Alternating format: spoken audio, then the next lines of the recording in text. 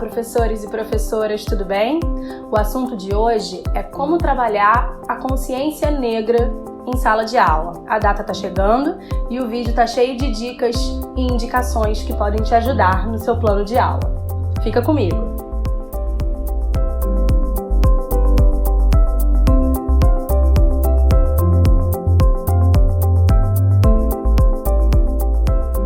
Olá, eu sou a Fernanda, do Eu Adoro Ensinar, e hoje a gente vai conversar um pouco sobre como explorar o assunto da consciência negra com seus alunos na escola.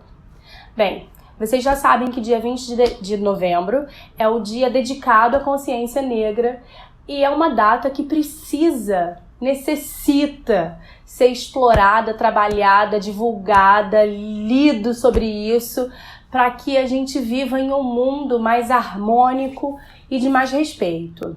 Eu vou contar para vocês como que eu exploro o tema com os meus alunos.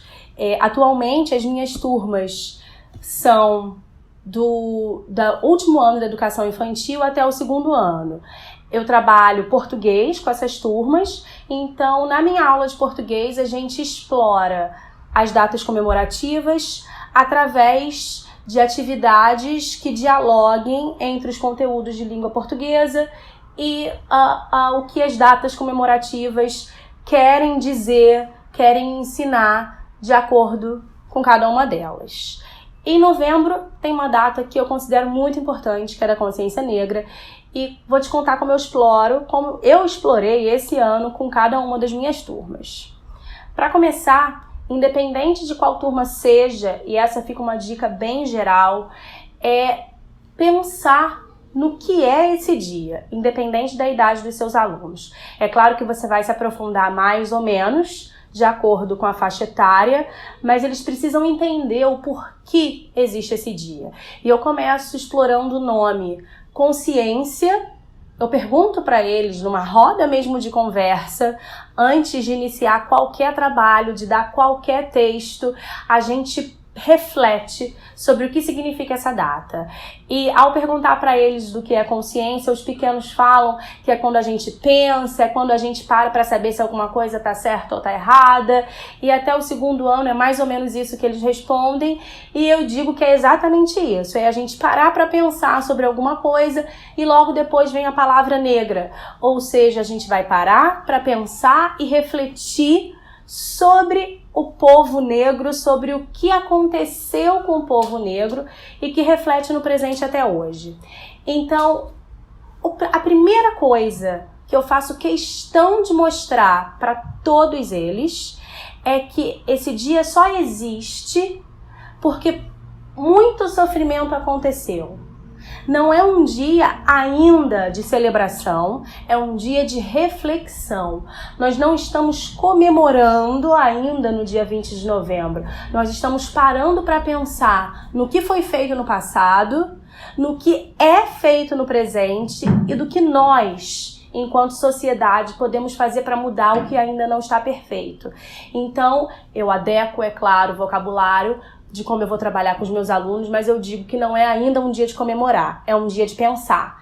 E já que a gente vai pensar, a gente precisa entender que sofrimento foi esse.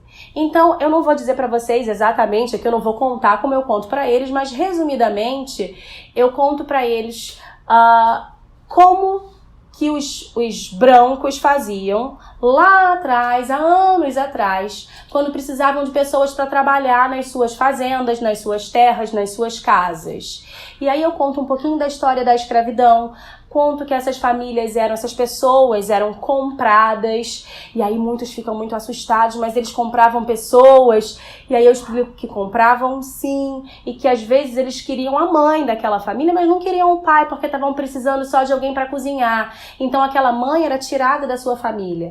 E aí alguém comprava só o pai, e aquela criança ficava sozinha, as famílias eram todas separadas, que as pessoas negras que iam trabalhar não recebiam salário, não tinham boas condições de vida, não tinham suas próprias casas, dormiam no chão, em locais sujos, muitas vezes amarradas, e eles vão ficando, assustados. Mas a minha intenção é mostrar que não foi fácil, não é florear, sabe, não contar. É claro que eu não conto detalhes, eu não vou contar sobre como que eles eram torturados, não vou contar a esse ponto até o 2º ano.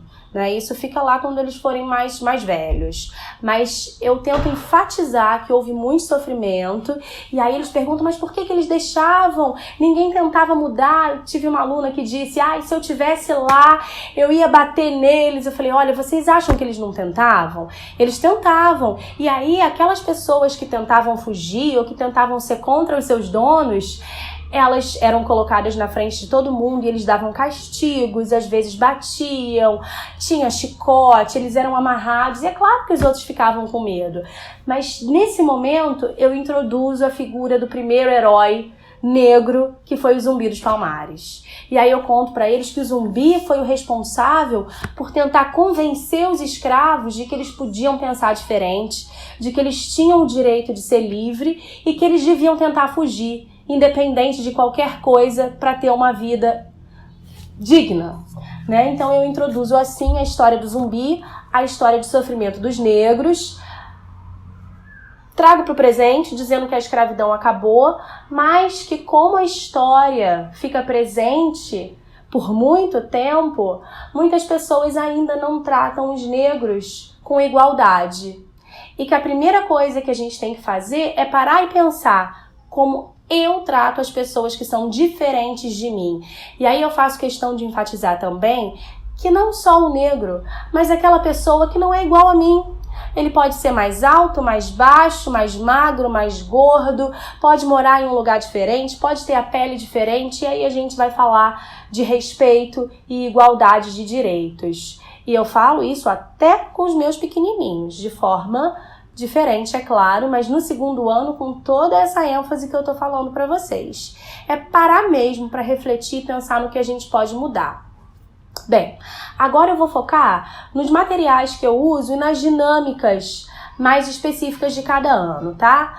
No meu último ano da educação infantil, que eu nunca digo para vocês exatamente a nomenclatura, porque ela varia muito de lugar para lugar, de escola para escola, por isso que eu sempre cito o último ano da educação infantil.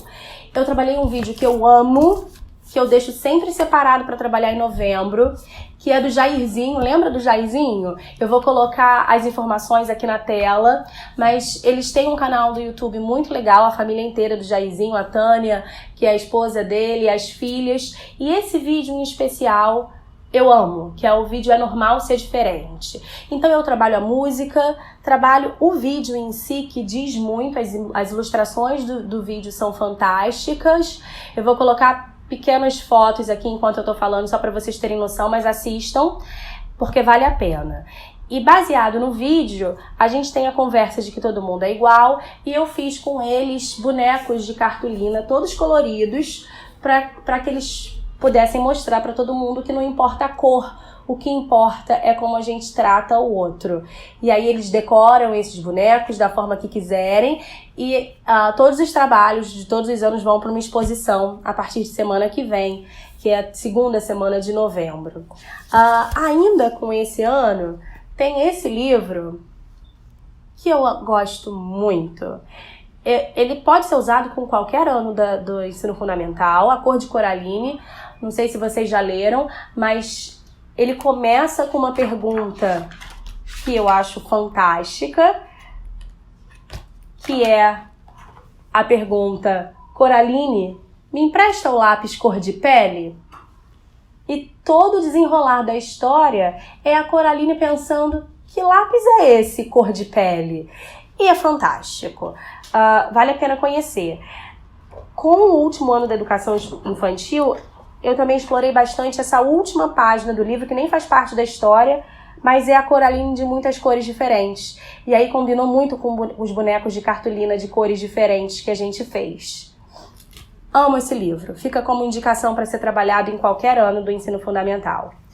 Na minha turma de 1º ano, eu e a Rafaela, nós contamos toda essa história que eu introduzi para vocês e contamos a história da boneca Bayomi, que foram, resumidamente, bonecas feitas dentro dos navios negreiros para que as crianças ficassem felizes por ter um brinquedo e as mulheres rasgavam o tecido da sua própria saia, trançavam, davam nós e transformavam em bonecas para aquelas crianças, e aquela coisa simples valia muito e trazia esperança e alegria de volta para muitas crianças.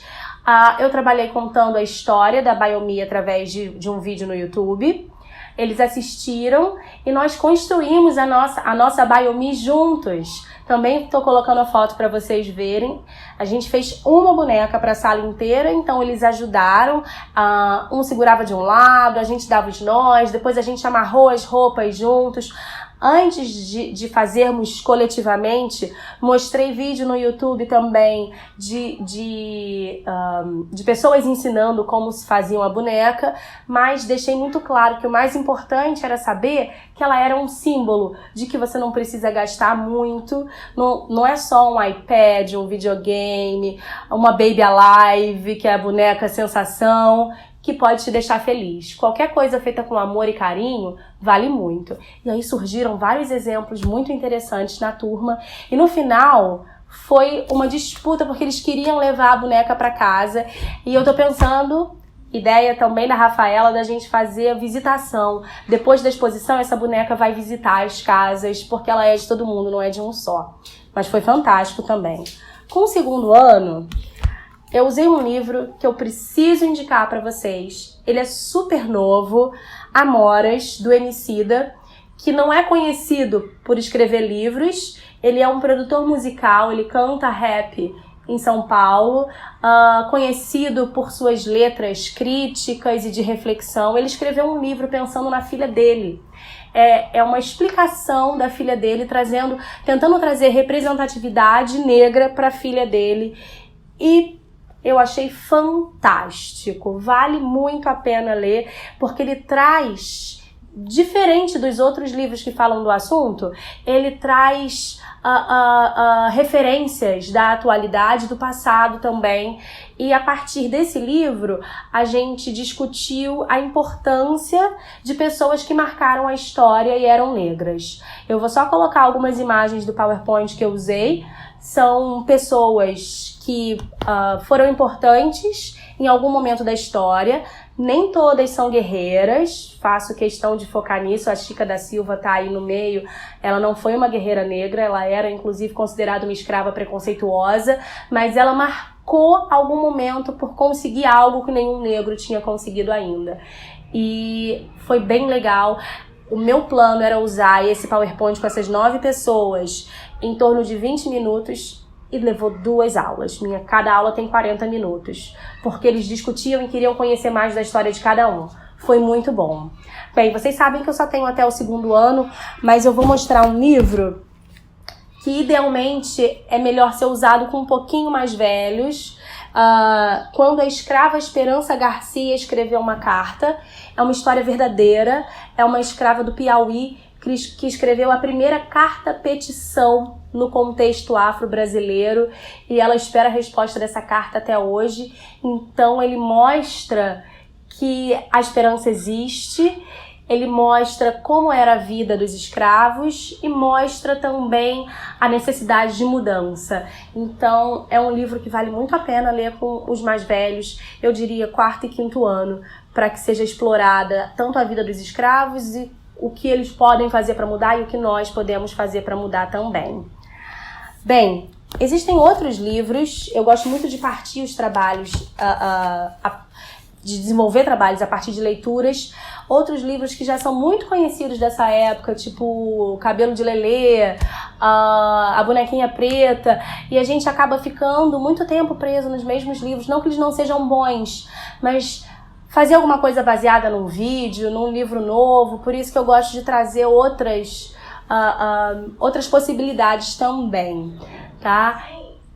Tudo que eu citei e alguns outros materiais vão estar disponíveis no site. Você já conhece, euadoroensinar.com.